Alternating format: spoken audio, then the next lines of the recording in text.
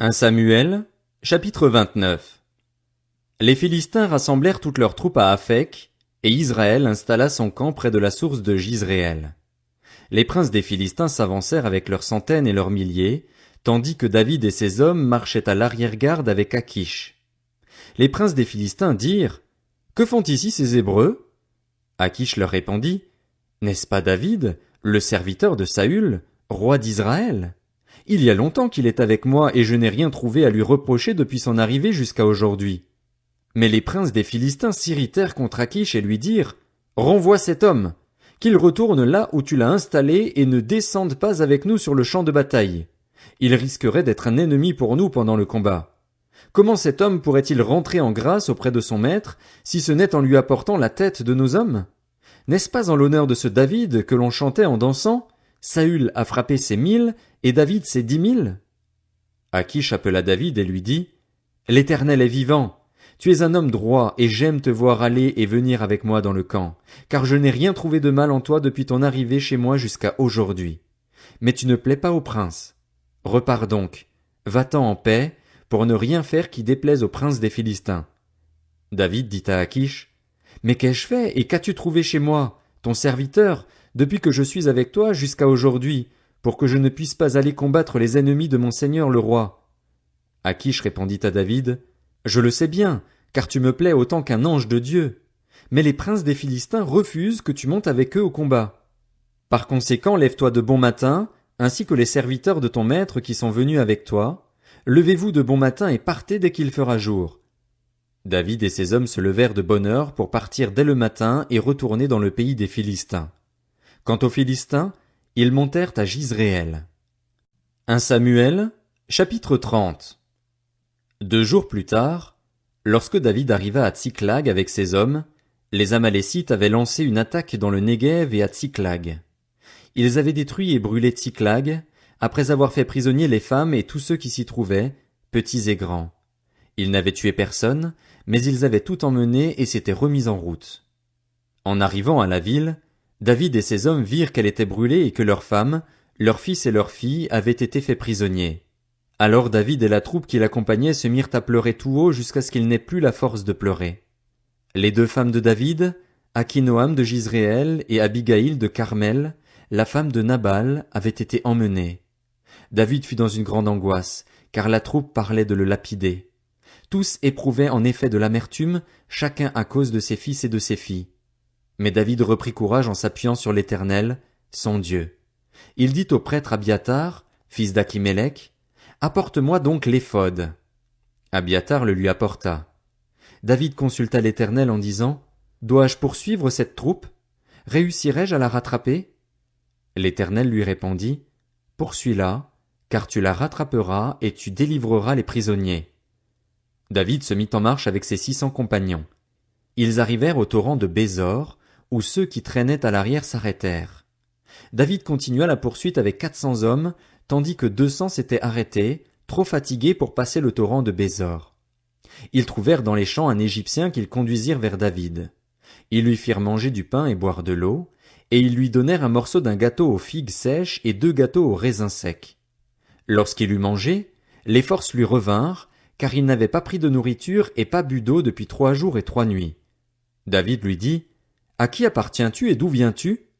Il répondit: Je suis un jeune Égyptien, j'étais au service d'un Amalécite, mais voilà 3 jours que mon maître m'a abandonné parce que j'étais malade.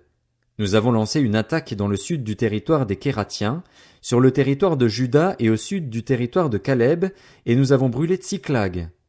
David lui dit: Veux-tu me faire descendre vers cette troupe? Il répondit: Jure-moi au nom de Dieu que tu ne me tueras pas et que tu ne me livreras pas à mon maître, et je te ferai descendre vers cette troupe. Il lui servit ainsi de guide. Les Amalécites étaient dispersés dans la région. Ils mangeaient, buvaient et dansaient à cause du grand butin qu'ils avaient pris au pays des Philistins et de Juda. David leur porta des coups depuis l'aube de ce jour-là jusqu'au lendemain soir, et aucun d'eux ne put s'échapper, excepté 400 jeunes hommes qui montèrent sur des chameaux et s'enfuirent. David sauva tout ce que les Amalécites avaient pris et il délivra aussi ces 2 femmes. Il ne leur manqua personne, ni petit ni grand, ni fils ni fille, ni quoi que ce soit du butin, ni rien de ce qu'on leur avait enlevé. David ramena tout. David prit tout le petit et le gros bétail. Ceux qui conduisaient ce troupeau et marchaient à sa tête disaient: Voici le butin de David. David arriva vers les 200 hommes qui avaient été trop fatigués pour le suivre et qu'on avait laissés au torrent de Bésor. Ils s'avancèrent à la rencontre de David et de sa troupe. David s'approcha d'eux et leur demanda comment ils allaient. Tous les hommes méchants et les vauriens qui avaient accompagné David prirent la parole et dirent: Puisqu'ils ne sont pas venus avec nous, nous ne leur donnerons rien du butin que nous avons sauvé, à part à chacun sa femme et ses enfants. Qu'ils les emmènent et s'en aillent. Mais David dit: N'agissez pas ainsi, mes frères, au sujet de ce que l'Éternel nous a donné. En effet, il nous a gardés et a livré entre nos mains la troupe qui était venue nous faire du mal. Qui pourrait vous écouter dans cette affaire? La part doit être la même pour celui qui est descendu sur le champ de bataille et pour celui qui est resté près du matériel. Ils partageront tout ensemble. Cela se passa ainsi dès ce jour et par la suite, et l'on en a fait jusqu'à aujourd'hui une prescription et une règle en Israël.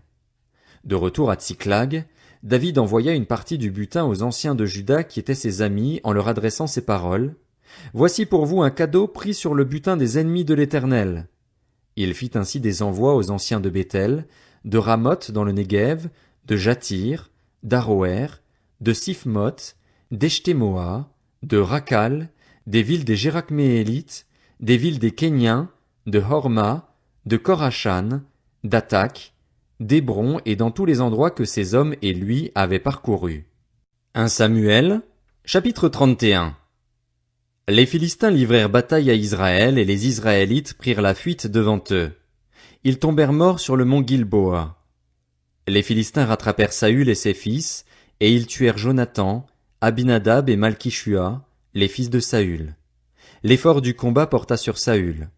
Les archers le touchèrent et le blessèrent grièvement. Saül dit alors à son porteur d'armes: Tire ton épée et transperce-moi. Sinon, ce seront ces incirconcis qui viendront le faire et ils me feront subir leur mauvais traitement.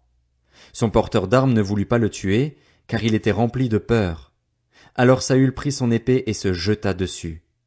Voyant Saül mort, son porteur d'armes se jeta aussi sur son épée et il mourut avec lui. C'est ainsi que Saül et ses 3 fils, son porteur d'armes et tous ses hommes moururent en même temps, dans cette journée. Lorsqu'ils virent que les Israélites s'enfuyaient et que Saül et ses fils étaient morts, ceux d'Israël qui étaient de l'autre côté de la vallée et de l'autre côté du Jourdain abandonnèrent leur ville pour prendre aussi la fuite. Les Philistins allèrent s'y installer. Le lendemain, les Philistins vinrent pour dépouiller les morts, et ils trouvèrent le cadavre de Saül et de ses 3 fils sur le mont Gilboa. Ils coupèrent la tête de Saül et le dépouillèrent de ses armes. Puis ils les firent circuler dans tout le pays des Philistins pour annoncer la nouvelle dans les temples de leurs idoles et parmi le peuple. Ils déposèrent les armes de Saül dans le temple des Astartés, et ils attachèrent son cadavre sur les murs de Beth-Shan. Lorsque les habitants de Jabès en Galaad apprirent ce que les Philistins avaient fait à Saül, tous les hommes vaillants se levèrent. Après avoir marché toute la nuit, ils arrachèrent les cadavres de Saül et de ses fils des murs de Beth-Shan. Ensuite ils revinrent à Jabès, où ils les brûlèrent. Ils prirent leurs ossements et les enterrèrent sous le tamaris à Jabès, puis ils jeûnèrent pendant 7 jours.